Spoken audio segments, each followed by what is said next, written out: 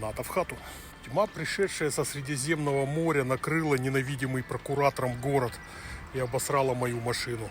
За последние 3 дня Израиль пережил ураганный ветер, вырывающий пальмы, пылевую бурю из Египта и нашествие фаластинских террористов, спаливших нам 2500 гектаров леса. Но, несмотря на все это, вчера мы отметили 77-й день независимости нашей страны. А традиционный факел в честь этого события зажгли 3 продавцов пейджеров, умудрившихся загнать партию этих устаревших устройств с клиентом из Ливана.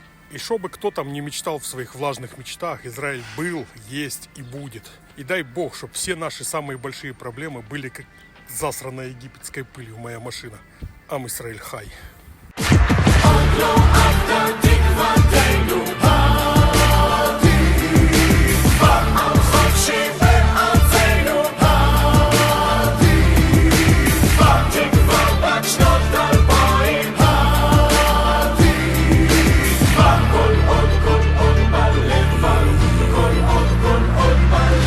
תגיד לי איך לחיות כאן יקר ומוגזם והשפע היחיד הוא שפע שנאת חינם. בוא תגיד לי איך אנחנו לא מתביישים היום בשביל מניין סוחרים עובדים זרים. אז בוא תגיד לי איך עוד מילניום עבר אני מרגיש כאילו עוד לא חצינו את המדבר.